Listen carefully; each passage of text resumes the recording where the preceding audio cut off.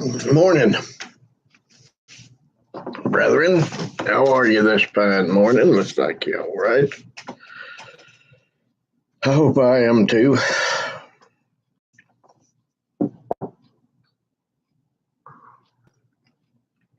Didn't sleep well last night, so if I get up for coffee more than usual, it's because I need to stay awake.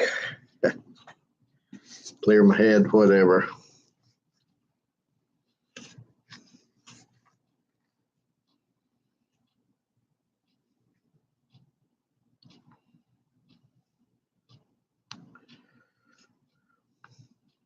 Tell you what, I just opened this book this morning, Lloyd book, Primitive Hymns. 5, 6, 7. 5, 6, 7.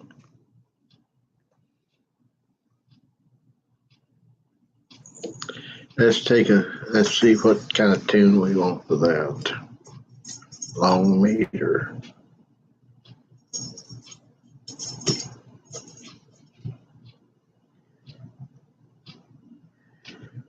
Let's try this one. Just a second. Oh, yeah. Oh, by the way, it's snowing here. There's a robin out in the snow, and that's something. 5, 6, 7. Oh, wretched, vile, ungrateful heart that can from Jesus thus depart, thus fond of trifles, vainly rove, forgetful of a Savior's love. In vain I charge my thoughts to stay, and chide each vanity away. In vain, alas, resolve to bind this wandering heart, this rebel mind.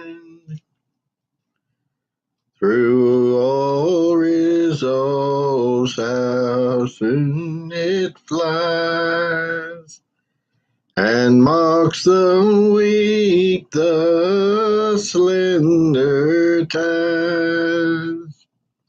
There's naught beneath the patty vine that can my roving heart confine. Oh, let thy love with sweet control bind all the passions of my soul.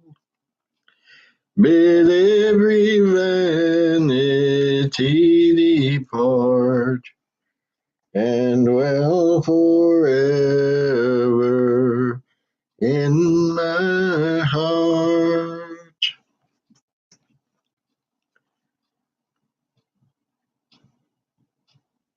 I believe most of us, if not all of us, have felt that as deeply as anything.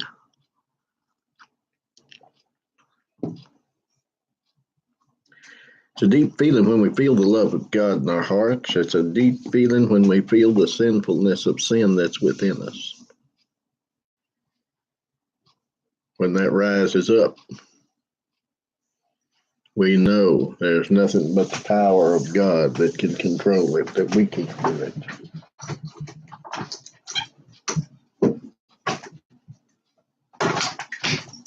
So, that being said, good morning, brethren, sisters, kind friends, enemies, whoever's watching. It's morning now. You may be watching this at a later time.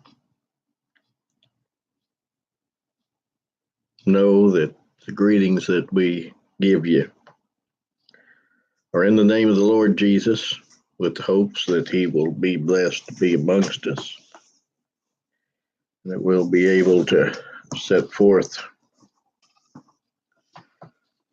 the gloriousness of him and him alone.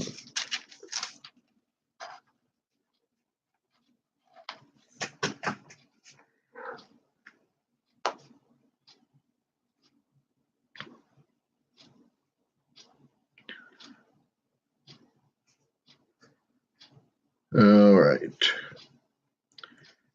We're in the 4th chapter of the book of Galatians, verse 17.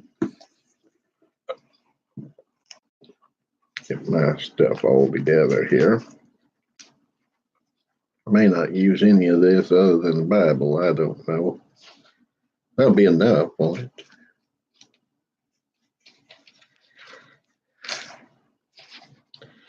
I can remember years and years ago, the first pastor that I had among any group of primitive Baptists.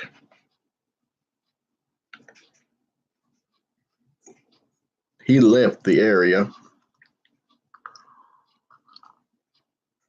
was still preaching to the church. It was about, I don't know, probably an hour and a half's drive for him. It's all one way. They'd make on Sunday mornings. Excuse me. And I've seen him with, excuse me again, goodness, a couple of boxes of books in the back seat of the car. His wife driving. Him trying to read and study John Gill, some Puritan, on his way to meeting.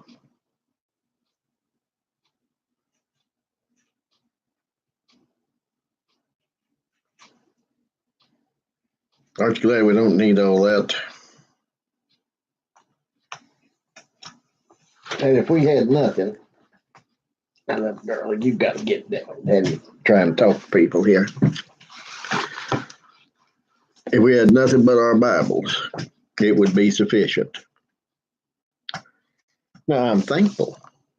Don't get me wrong. I'm thankful I've got John Gill's commentary and Body of Divinity and Cause of God and Truth and Sermons and Tracts. I'm thankful. I'm thankful for the 7 volumes of Beebe that we put out. Trot. Hope I'm thankful for all that God's given me. I'm even thankful for Karl Barth, Church Dogmatics. Some people think I'm weird because of that, but the old Baptist reading after Karl Barth. I've read a lot of Karl Barth.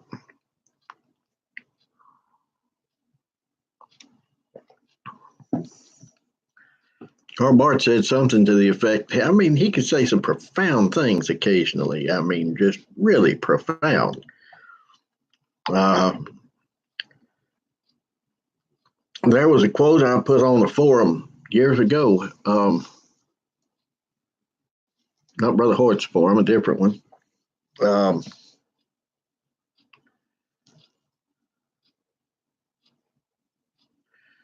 Something to the effect that if I want to examine the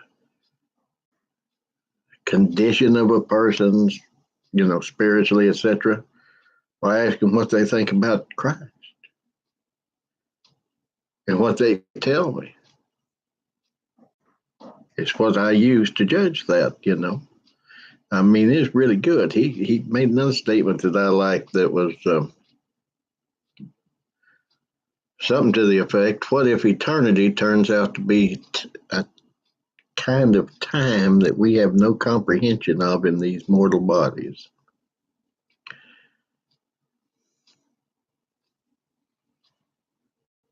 He stuff like that. Bart was, but I mean, his statement on know what man is. See what he thinks of Jesus. It'll tell me about him.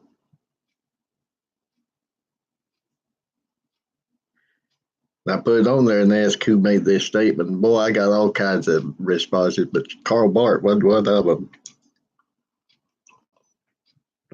And all the old Baptist writings that the Lord's blessed me to have.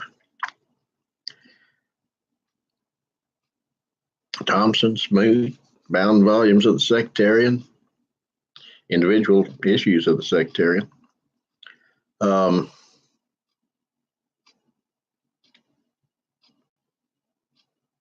Few old signs of the times.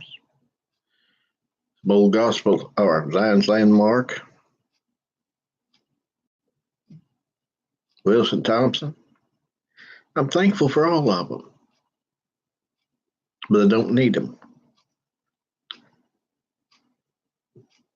The works that I have on the Greek text, Adele and Scott's Lexicon, Moulton and Milligan's Vocabulary of the Greek New Testament according to the Papyri, both Robertson's grammar, his shorter grammar and his big grammar.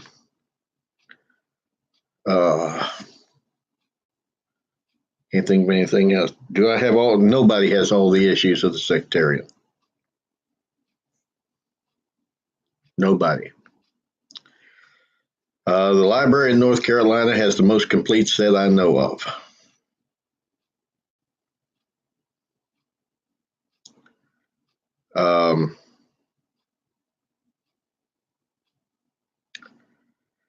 That being said,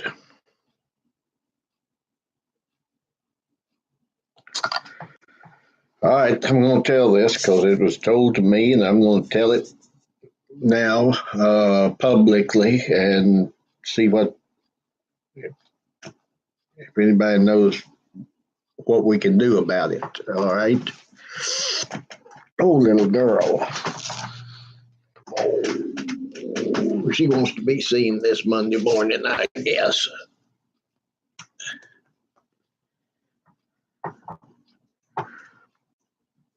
I was told by the man who found Elder Smoot dead in his home. I think I told y'all, if you look online and you see that piece of trash that's on there about Elder Smoot saying, don't want anybody to stand in this pulpit till I come back and do it and all that. That's a bunch of garbage. He never said it. That wasn't his dying words. Nobody knows if he even had any dying words because no one was there when he died.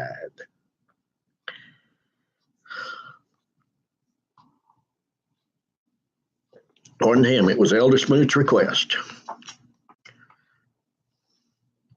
that all of his books and papers be boxed up.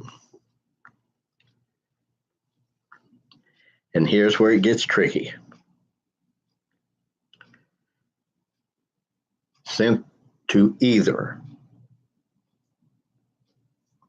the Virginia Historical Society or the Virginia Baptist Historical Society. I went to both of them in the 80s. Okay, no, back up.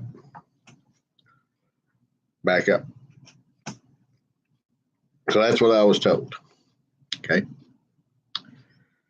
So then I'm talking to Elder Barry.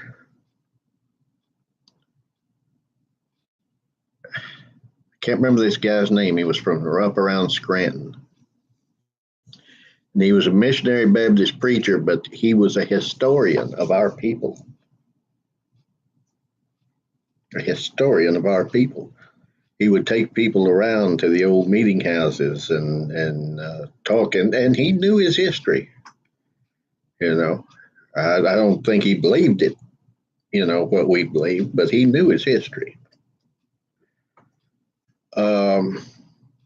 He told Elder Barry that he had seen that stuff still in the original boxes as Elder Smoot had, or as they had packed Elder Smoot's stuff up in there. And he said it was the Virginia Baptist Historical Society.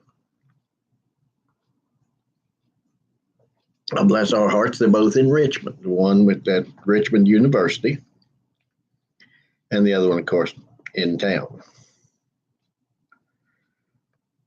So, with all the zeal and exuberance of youth, which I had back then, I went down there, took a day, went to those two places. Now, I'll say this. I had been to the Virginia Historical Society in the past. And somewhere I've got an official card for them. I'm an official researcher, whatever. I can have access to anything in there. I had that. And so I asked them about materials from Elder Smoot, Occoquan, the sectarian. They showed me they had a copy of the booklet for the Constitution of the Virginia Annual Meeting. They said that's all they had. So I go to Richmond University, Virginia Baptist Historical Society. They're on the campus, their building. Very nice young lady. Very nice. Helped me out. She had never heard of it either. This guy said that they were kind of under a stairwell in the boxes. If I remember right, I'd have to find the old letter from Brother Barry. Or did he tell me that? I don't know. Anyway. But anyway, both places claimed not to have them. Both places claimed not to know what I was talking about. Although I did get a copy of Elder Demery's work from the Virginia Baptist Historical Society. She was real nice, and a couple of other minutes around that I got. I think that's what I got from them.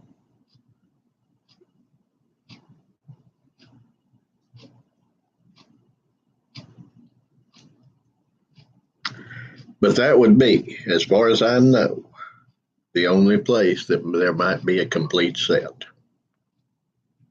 is if that could be found. I have been meaning to contact them again, and Lord willing, I will, and we'll see what they say. Because I was going to say, what I told them is, look, if y'all have had these in boxes since the 1930s, if you haven't gone through them and opened them, man, we'd love to have them at the Primitive Baptist Library.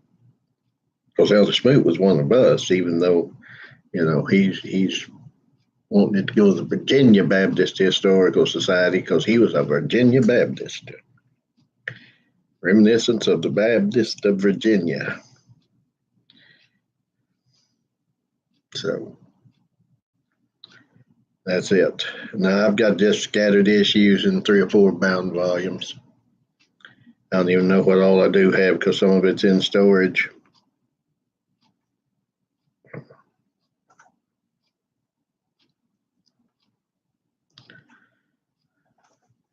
The libraries is missing,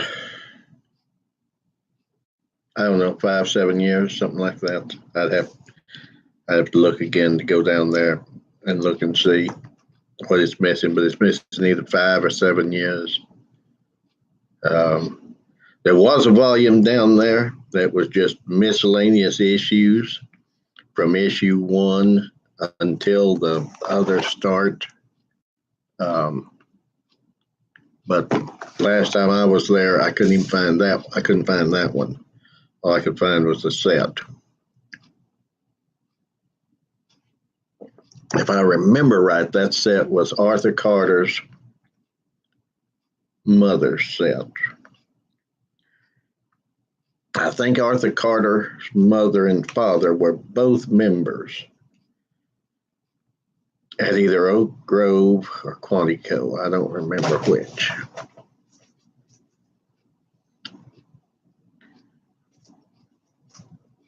I don't believe they were members at Beulah at Occoquan or Frying Pan. Well, a split of Frying Pan that stayed with Elder Smoot.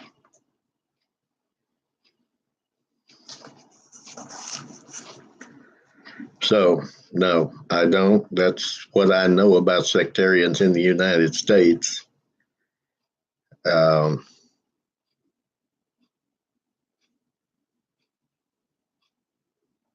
So hopefully we'll be able to find some more and get some more going.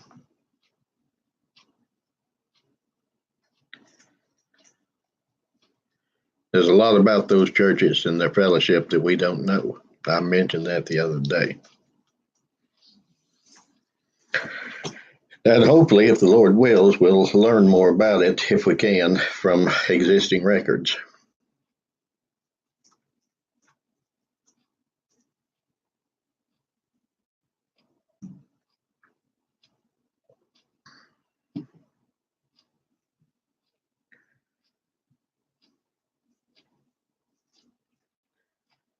All right.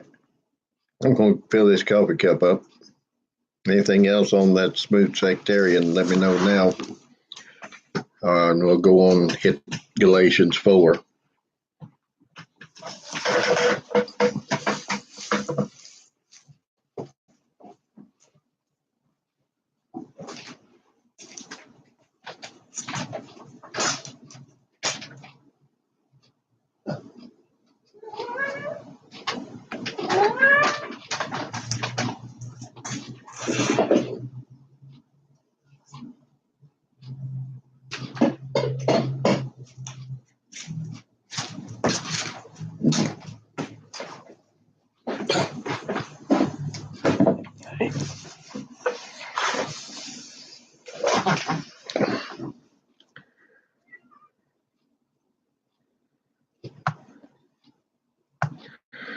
All right.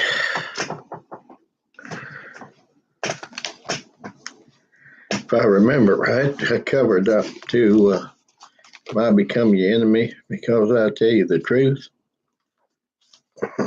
Where's Galatians 4:16?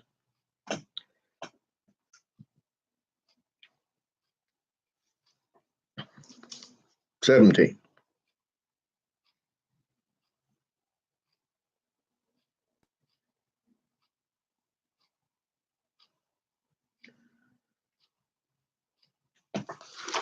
All right.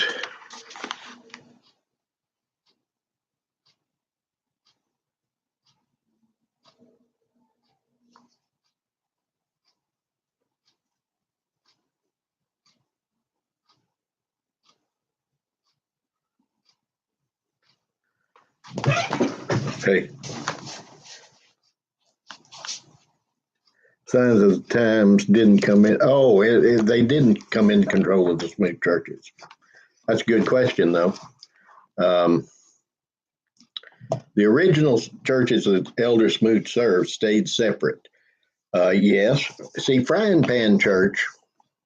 All right, let's look at the ones that we had. We had Oak Grove, or Occoquan Church, also called Bacon Race, colloquially by the people around there. That building was still standing in the 80s. A storm blew it down. I've been there when the building was still standing, looked inside it. It wasn't in good shape. Because most of the time I was there by myself, I was afraid to go in, afraid something might happen. Well, it was there, still painted and still in good shape. And that church went down after Smoot died. No one ever preached there again, I don't believe, after his funeral.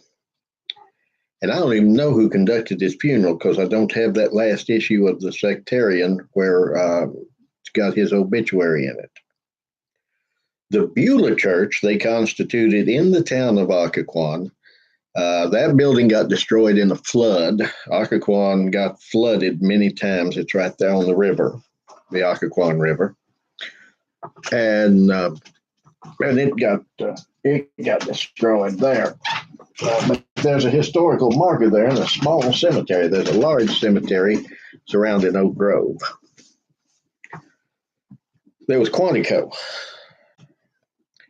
By the time I come along, Quantico had already fallen down. The roof was on the ground. Okay. There's a cemetery that was not kept up at all around it. I mean, I'm wandering in the briars and brambles, finding all this stuff. Then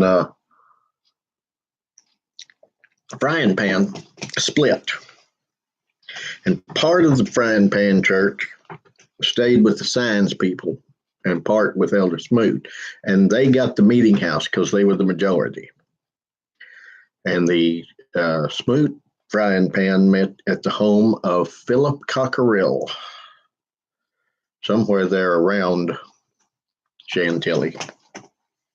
I can't remember exactly where. Those were the actual Smoot churches that he served. He also had a meeting in Washington, D.C.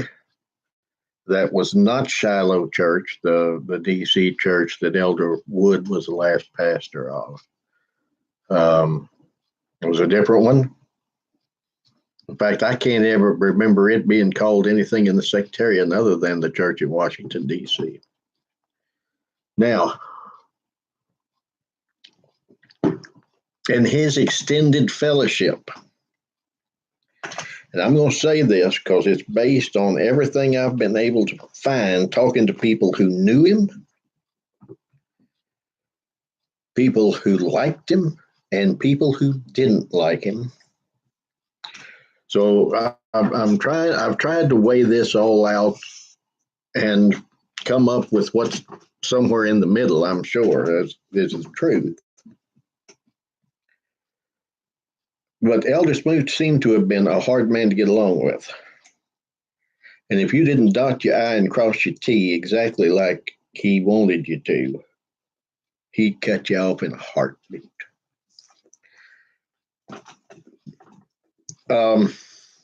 If we start reading the names of the agents for the sectarian, well, you have to wonder some things.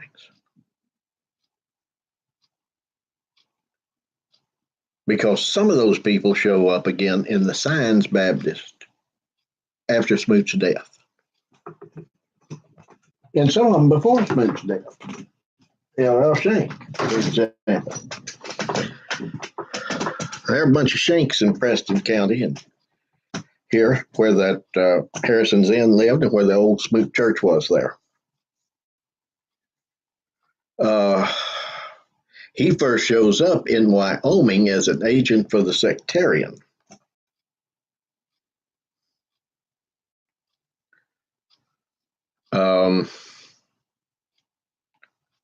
There's another one. Hang on. Let me get a couple of issues of the sectarian and see if piece this out. Yes. One of the earliest correspondents of the Virginia Annual Meeting was the Western Corresponding Association of Missouri. And I have found out that Elder R.M. Thomas was a very old man, they claimed. He was only about 80 when he died in 1910, but it seems like, now I've got to get my dates straight here and go back through these sectarians again. It seems like he ceases being an agent of the sectarian, and correspondence between the Western Missouri and the Virginia Annual Meeting was cut off before then. Because we're talking 1890, we're talking 20 years. And it seems like about 1900, in the very early 1900s, is when that came about. So Shank winds up in Kansas. He's somewhere else in between. Nebraska? I can't remember now. Give me one, because there's another one that really surprised me who was an agent for the sectarian. I'll be right back. Now that we're into this.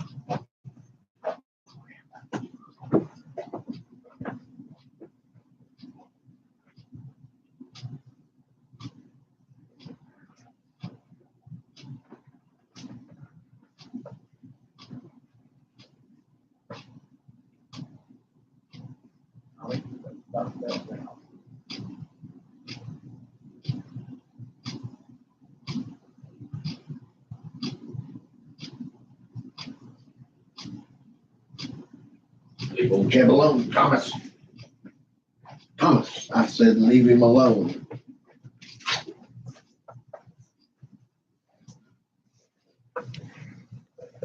So the actual Smoot churches, let's get back to your direct question. The actual churches that Brother Smoot served, the only one frying pan was a split, and that's what happened. Okay, this is 1908. Yep, we don't have the Missouri churches listed as agents. No one in Missouri. District of Columbia, J.F. Grimes and Samuel Naylor. By the way, from everything I can gather on those two gentlemen, they were black. They were elders, and they were in fellowship, and their churches were as well. Indiana, Kentucky, North Carolina, California, Ohio, Virginia, and West Virginia. It's 1908. These are the agents.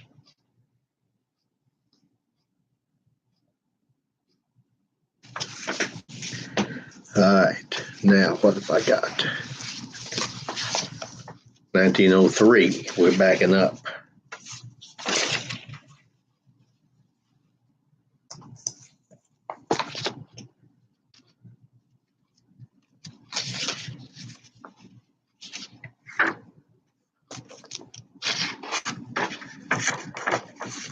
Columbia, same two. Indiana, same people.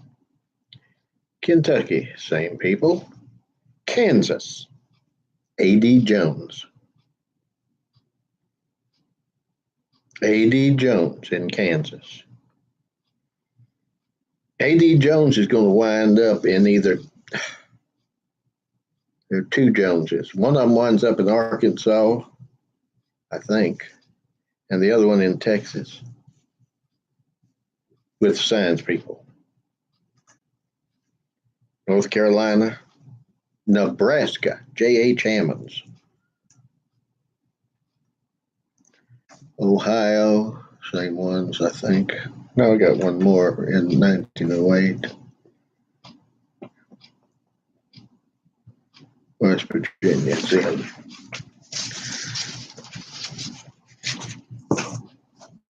What we got here? That's a long pilgrim. All right, 1898.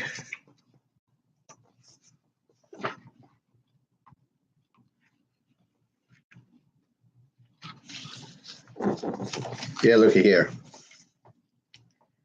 It came apart.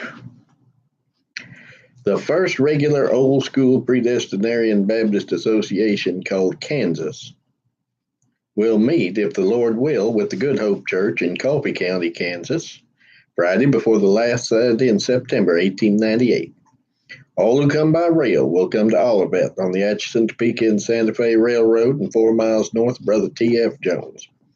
All who believe in the doctrine of the Order of our God are invited to come and see us, especially to invite our ministering brethren, LLC Clerk, A.D. Jones, Moderator. There you go.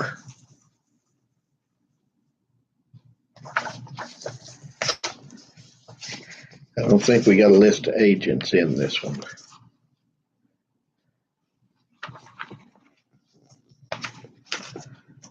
But look here.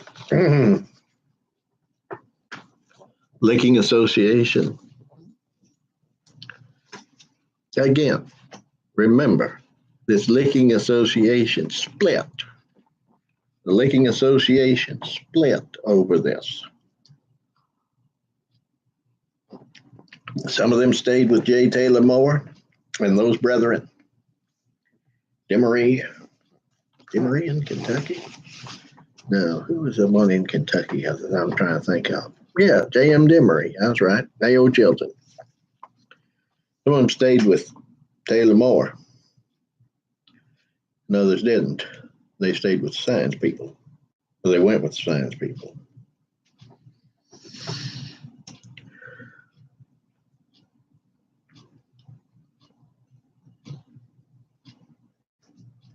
Mount Pleasant Association. Trimble County, Kentucky, Providence Church, J.M. Demery, moderator. Lebanon Association, Henry County, Indiana, Lebanon Church. Peter Coble, church clerk.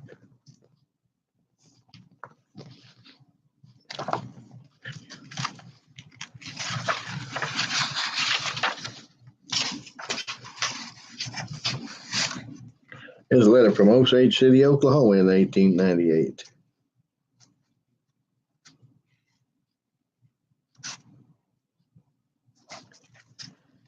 Indiana.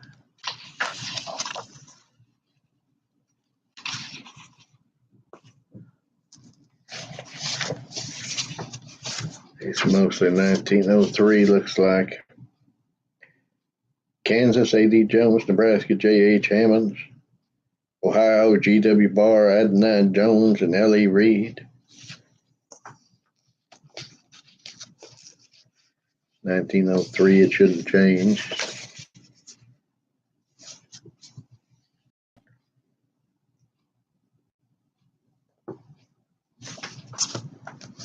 (1904).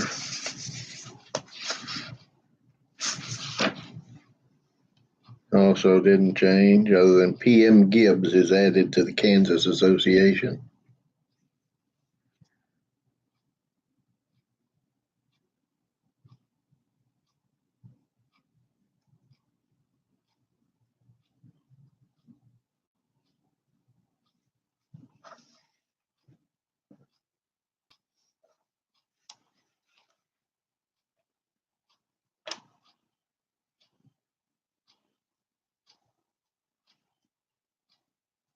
Oh, here's the Washington here. Look at this.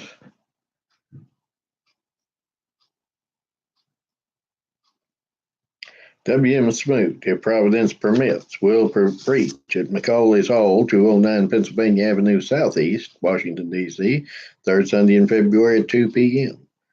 Church meeting of the newly constituted church at 3001 N Street Northwest, Sunday at 7.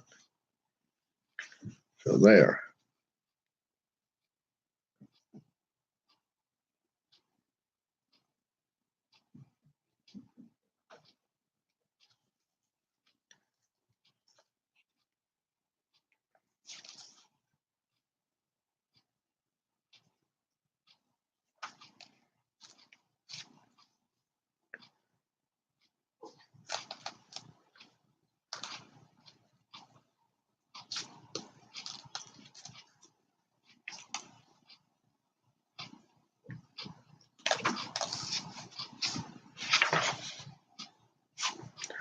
All right, and let's see. Looks like I grabbed maybe one more. It's a Tiger Valley Minute. Oh, we got. All right, so this is after 1915. All right, looky here.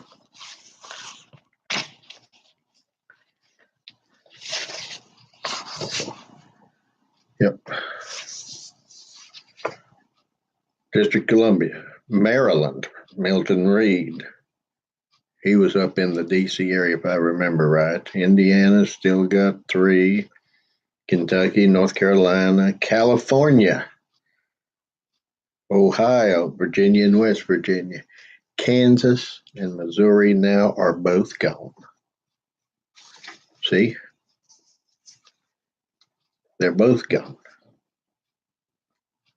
They're not there anymore. So, evidently, something happened that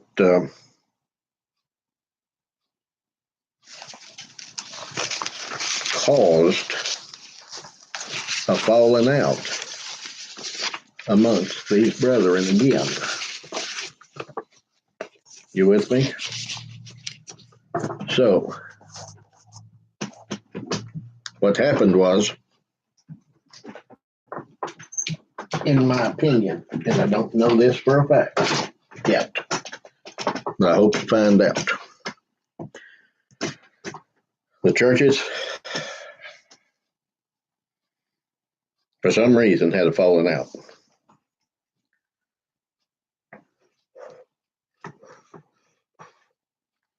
Now, I heard it said, and this by one who professed to be a friend of Elder Smoot's,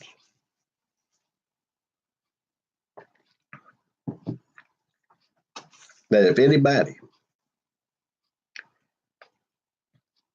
up there, if the people talked more about visiting preacher's sermon than they did Elder Smoot's, Elder Smoot would find a reason to fall out with them. I don't know how true that is. But that's a person that professed to be a friend to Elder Smoot. I got that from. That he would try every way to find a way to fall out with him, keep him from coming up there again. If people talked more about their sermons than they did his. Sounds pretty petty, doesn't it? But we're pretty petty people in the flesh, every one of us.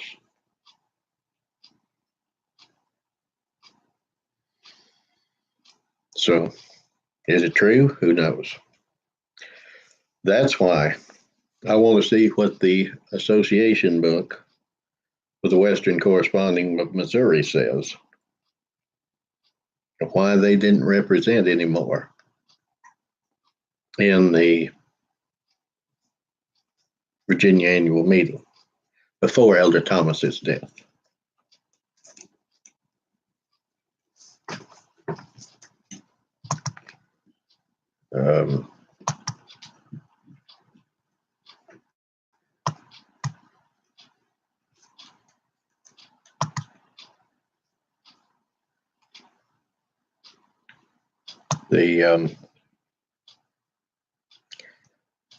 He was born in 1829 and died, Elder Moore, and died in 1910. Find a picture of him. I looked for one.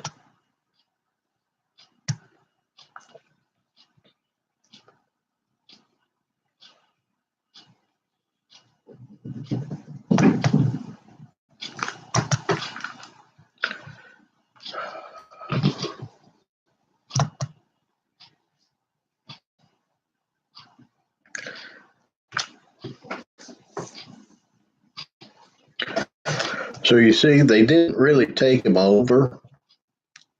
In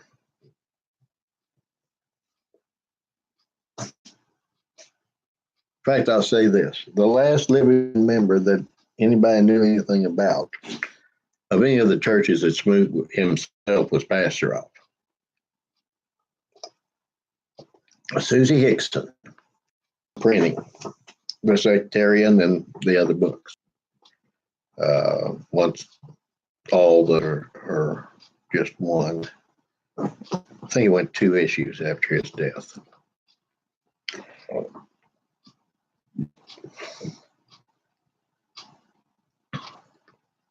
I have no doubt of its veracity because of that. And one day, and she thought for a minute and said, "No, I don't believe Elder Smoot would want it." You come into control of the churches by any kind of connivance or any kind of giving them away. All those churches that Smoot served himself in Northern Virginia just went. Demarie's dead, but Chilton, one of the Chiltons is still alive. One of the Fishers from West Virginia is still alive. Wouldn't have been that hard a journey on the train to go over there. I can't think of his name in Ohio. Oh well, it'll come to me maybe.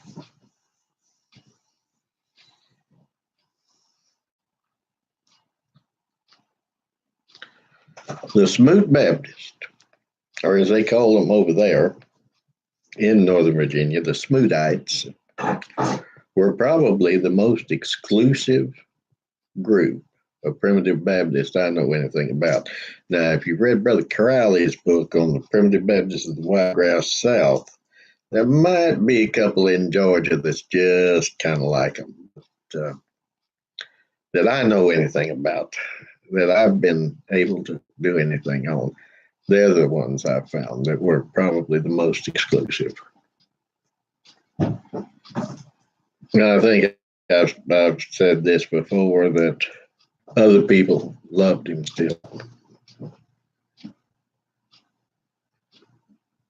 One lady I talked to, he had loaned her and her husband the money to start their business. In bad weather, even though they were Methodist, that's what she told me now, they would volunteer to drive Elder Smoot to his appointments because they knew he didn't drive. And she thought it was very strange that he never asked them to stay to meeting, but thanked them profusely and then got out, went on. Yeah, they were some precious old people. She was in a nursing home, dementia, Alzheimer's, something. Her son told me, said you can go by there, but she probably won't remember